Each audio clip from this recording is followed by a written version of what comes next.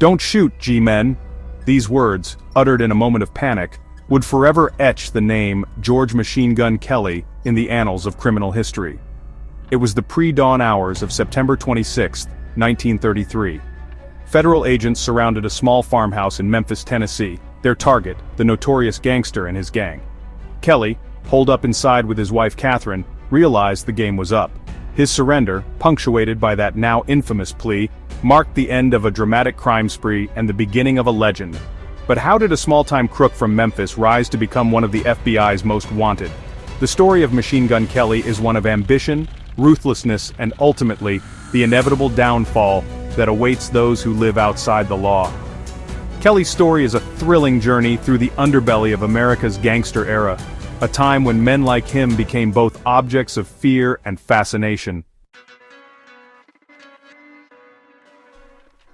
Born George Barnes in 1895 in the bustling city of Memphis, Tennessee, Kelly's early life was seemingly unremarkable, blending into the fabric of a typical American upbringing. Raised in a middle-class Memphis family, he enjoyed the comforts and stability that came with it. He initially seemed destined for a life far removed from the world of crime, perhaps following a conventional path. But the allure of easy money during the Prohibition era proved too strong to resist, altering his life's trajectory. Kelly, like many others, was drawn into the lucrative world of bootlegging, a shadowy industry that thrived on the nation's thirst for illegal alcohol. He quickly learned the ropes of the illicit liquor trade, mastering the art of evasion and deception. Smuggling whiskey and running rum across state lines became his new normal, a dangerous game with high stakes.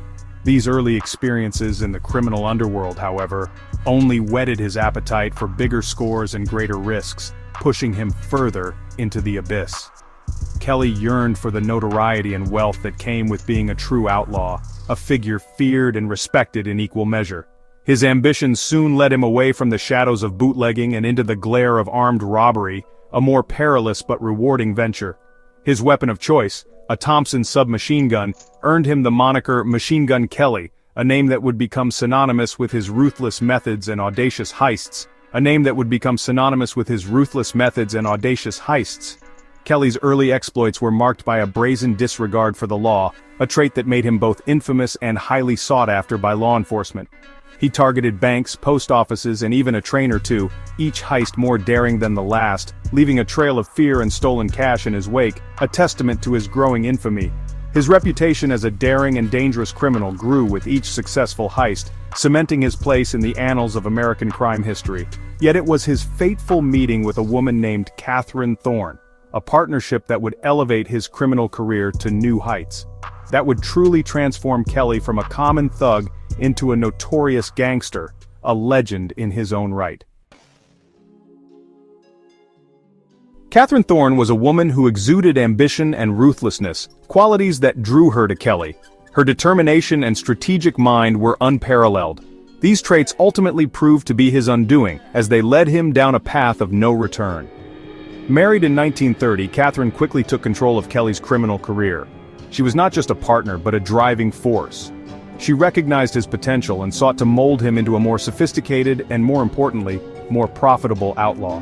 Catherine's vision was clear and unwavering. Catherine came from a family steeped in criminality.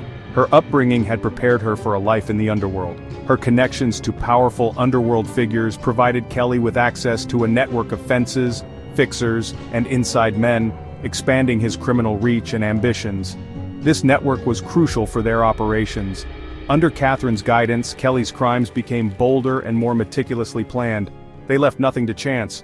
No longer content with small-time heists, Catherine urged Kelly toward kidnappings for ransom, a crime she believed offered the greatest reward with the least risk. Her strategic mind was always calculating. It was a strategy that would ultimately prove to be their undoing. The risks, however, were underestimated. Catherine's influence on Kelly was undeniable. She was the mastermind behind many of their operations. She fueled his ambitions, honed his ruthlessness, and ultimately set him on a collision course with the FBI. Their downfall was as dramatic as their rise. The kidnapping of Charles Urschel in July 1933 marked a significant turning point in Kelly's criminal career, and the beginning of his eventual downfall. This event would not only change Kelly's life, but also leave a lasting impact on law enforcement practices in the United States. Urschel, a wealthy Oklahoma City oil man, was abducted from his home by Kelly and an accomplice. The crime was meticulously planned, with the kidnappers knowing exactly when and where to strike. The kidnappers demanded a staggering $200,000 ransom, the largest ever demanded at the time. This enormous sum reflected the high stakes involved and the audacity of the criminals. The Urschel kidnapping sent shockwaves through the nation, capturing the public's imagination and dominating headlines for weeks. The audacity of the crime and the prominence of the victim, a friend of powerful oil magnate J. Paul Getty, made it a national news sensation.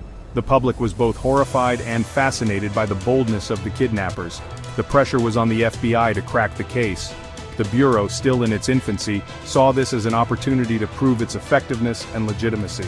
The Bureau, eager to establish its reputation, was determined to show its worth against the rising tide of organized crime that plagued the nation.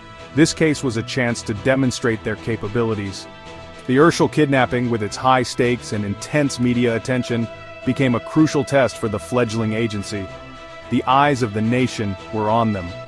Little did Kelly know, this high-profile crime would prove to be his undoing.